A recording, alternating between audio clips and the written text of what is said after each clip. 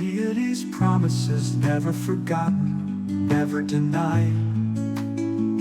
The royal succession, Estolian traditions, promises we revere, contentment instead of fear.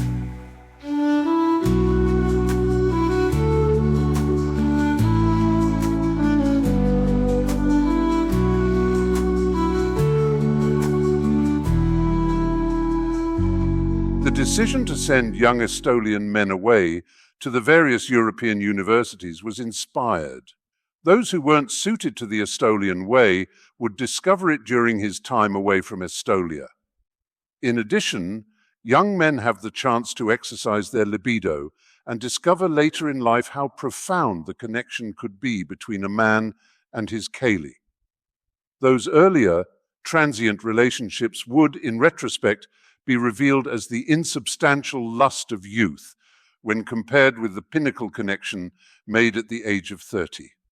All of this, of course, was ancillary to the primary purpose, that of having an educated, literate populace. Beauregard Excalibur Zakarian, Capitulo 85. Wraith kept glancing sadly into Eve's office. He had been so vibrant, so vital. She knew he had been planning a trip around the world with his wife the first year of his retirement. Poor Larissa. She would be devastated by her loss. Wraith felt devastated, and he was just her boss. Eve and Larissa were married nearly 40 years.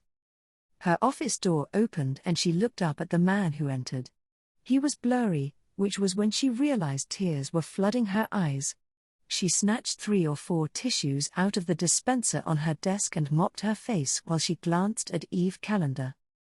In the space for this hour there was a drawing of a monk, which meant Eve was the only one who knew the identity of this man.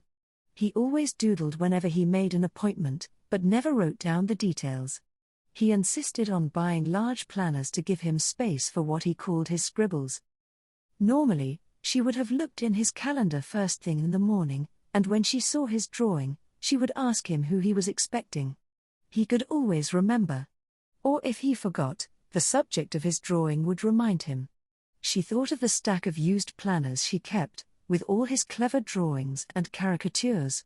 She would never see another one from Eve again. Just thinking about it made her throat close as she tried to contain the emotions threatening to spill. She looked at the mystery visitor. He was a large man with short silver blonde hair and light-colored eyes. He was looking at her strangely. "Are you okay?" he asked. She glanced down at the desk calendar again. There was nobody else scheduled who would not already know about the tragedy. On the facing page was another scribble she had never seen before. It was on her birthday, and he had a drawing of a little goat balancing on a basketball with a cute caption and a birthday message for her. He knew she liked pictures of goats. The stranger's question, Eve doodle for her birthday, and the knowledge that she had several hours to pull herself together were her undoing. She started to sob.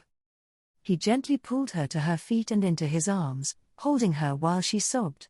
He patted her back, giving her the wordless comfort she needed. It was almost 10 minutes before her tears dried up. When she felt the easing of tension in her body, she pulled away from him.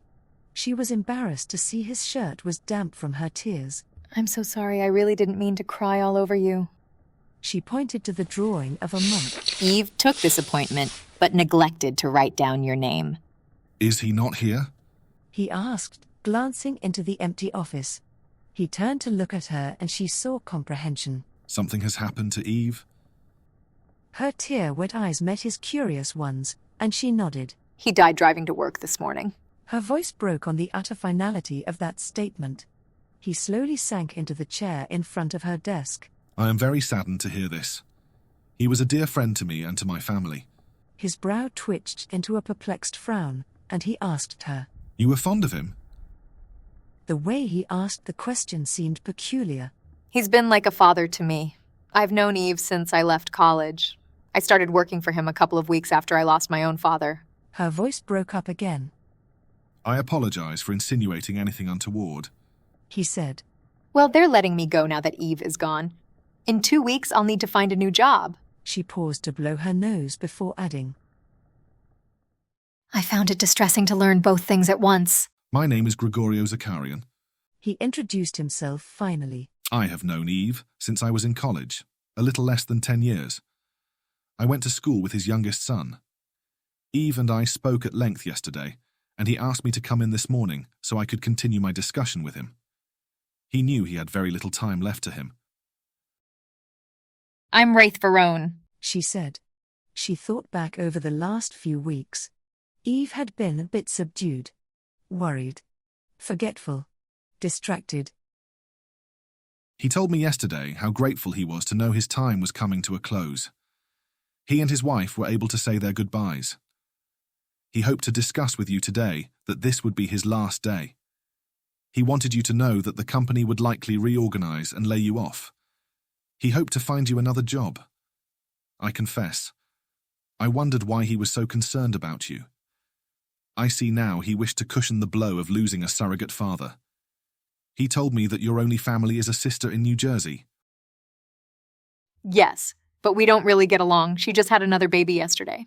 She looked down and tapped the image of the goat on the calendar.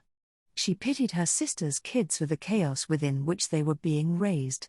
She was pretty sure Willow was preparing to dump her latest husband to start looking for greener pastures.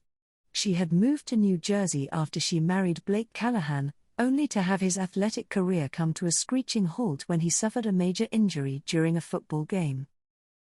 Eve told me he thought you would be willing to relocate, that you might enjoy the opportunity to live and work in Barcelona.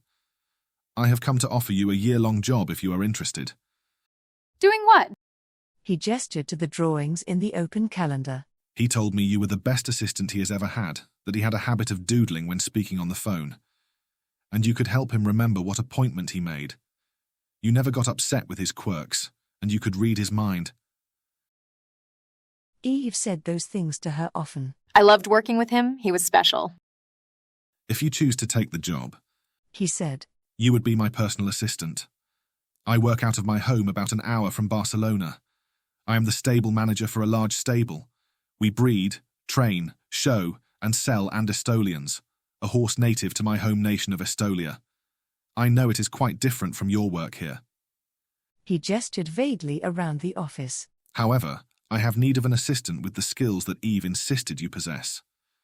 The position will include your own suite, as well as meals. You will have no living or travel expenses during the time we are together. She frowned, her eyes meeting his with a troubled expression. Did Eves also tell you I don't sleep around? I want it made clear I'm not planning on sleeping with you. His expression was warmly approving. I am glad to hear it. I am myself disinclined to indulge in an affair. I do not plan to make love to any woman other than the one I eventually marry. I am utterly celibate. His statement was made without embarrassment. When would the job start? I will remain here long enough to pay my respects at Eves's funeral. If you can wrap up your affairs, we will be able to fly to Spain within a day or two after that. And you'll pay my airfare? Indeed, we will travel together on the corporate jet. You have a passport, yes? Yes, Eve traveled a lot and needed me with him. Her eyes met his when she added. As his assistant only. I believe you, Wraith. He smiled at her. You do not mind my calling you Wraith? No, I don't mind. What shall I call you? Gregorio is my preference, though you may call me Greg if that is easier. From time to time, during our professional association, I might have a meeting where I will wish you to refer to me as Mr. Zakarian. I shall let you know whenever that is the case. The royal succession, Estolian traditions, promises we revere, certainty we hold dear.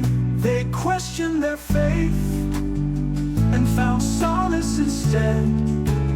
Deity's promises, never forgotten, never denied.